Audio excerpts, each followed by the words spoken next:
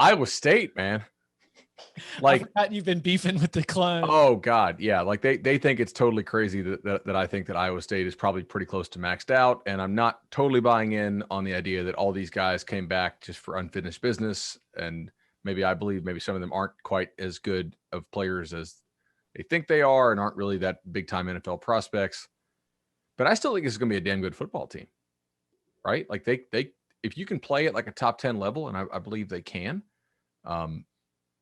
like it's going to be hard to unseat Oklahoma, but they'll be favored in probably all of their other games. I think it's very likely that Iowa State, wins 10 plus. Iowa State's team to make the playoff. I mean, they were my number one, even over A&M, because I feel like Alabama is a greater obstacle to overcome than Oklahoma is. Even though I am high on Oklahoma this year, I think they'll be a good football team. Iowa State under Matt Campbell's well coached. They've had some weird slip ups at times that you were like, damn, like for a well coached team, they shouldn't lose that game, but they are super experienced. I think Iowa State is maybe the best pick on the board, guys. I'm going to disagree. All Me right. too. I'll take some of that Somebody heat else can off be a you. hater. All right. I'll clear your mentions a little bit. I just think, I agree. I think Iowa State's a good team. I think Matt Campbell's one of the best coaches in the country. I think that what he's been able to do with that program has been outstanding, and I understand why Iowa State fans are desperate for him to stay there as long as possible. I just look at the situation, and I think that if you're Iowa State, to reach the playoff, you have to be damn near perfect. You can't afford a slip up. And when I look at that roster and I look at the overall talent level of it, that is not the kind of team where I could look at and say, that team I have confidence in going undefeated. That team I have confidence in not making a mistake, because as we're kind of talking about just with the human element of it, like we were talking, like if the selection committee is sitting there and it's looking at a one-loss Iowa State team that maybe won the Big 12 title, and it's split with Oklahoma, like it lost to them during the regular season, then it gets the rematch in the Big 12 championship game, and it pulls off the quote-unquote upset. And then it's comparing it to like a one-loss Texas A&M team that's only lost was to Alabama, and it was a close loss. I think we know what direction the committee's going to go.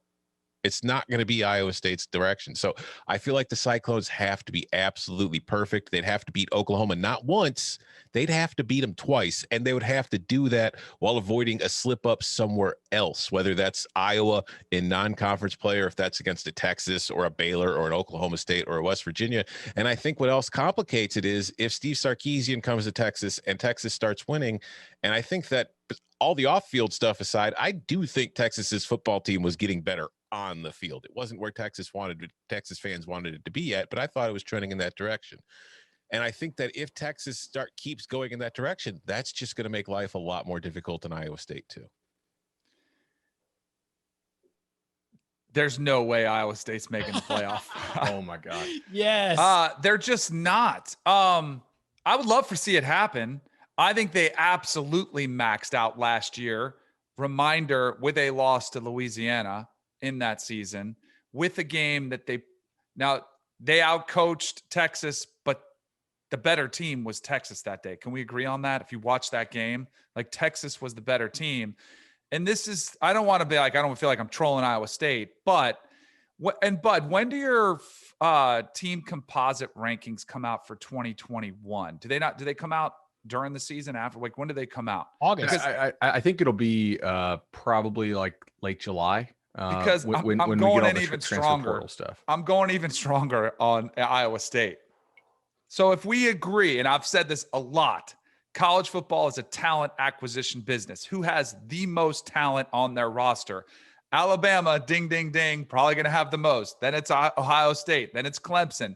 And it's Oklahoma. And there are some teams jockeying in there. So my prerequisite to looking at the teams that I thought were going to make the playoffs, where they had to have at least a talent level that was going to be at least within a vicinity of those top teams that they would have to compete against into it.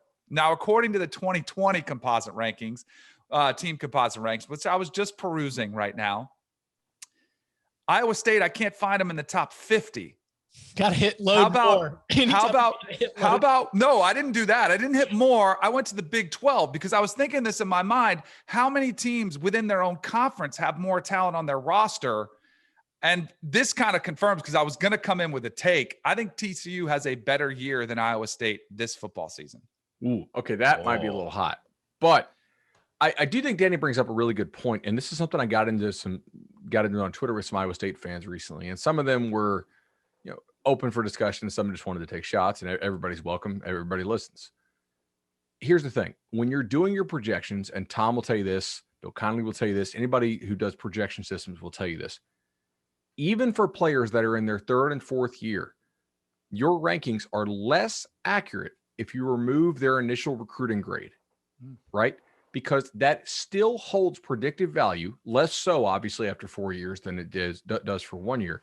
But if you back test your stuff, you will find that it is still more accurate and more predictive to leave that recruiting ranking in. And in the case of Iowa State here, I think it is specifically notable for this.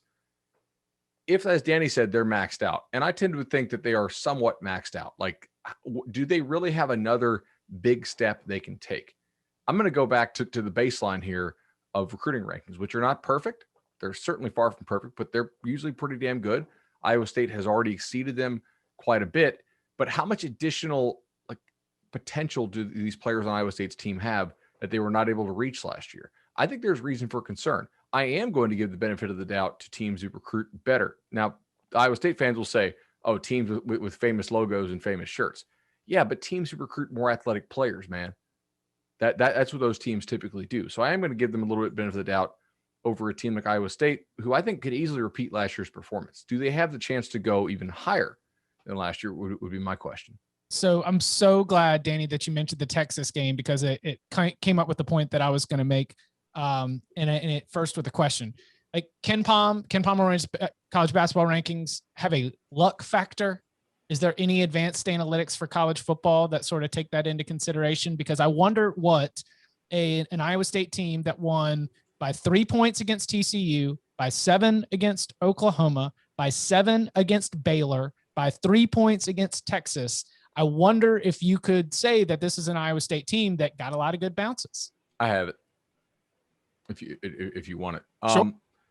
Yeah. So the Texas game, their post-game win expectancy per Bill Connolly stuff was 50%. So that was basically just a coin flip. So the 3-point game there makes exactly, perfect sense. They were actually 56% to win against UL Lafayette, which is crazy, but Lafayette had a lot of flukish, special teams type scores, touchdowns, which are not repeatable skill. Like special teams are great, devote practice time to them, whatever. That's not repeatable skill. If it was, Bama would have like 1 million kickoff returns a year, and it's just it ain't. Their loss to Oklahoma State was 47%, so they lost by field goal. That's pretty fair. Their record, they were not unlucky last year, and they were not really lucky. Their record was 9-3, and their second order win total was 8.8. So they were within 0.2 of that. So they were about what they were. Okay. Overall.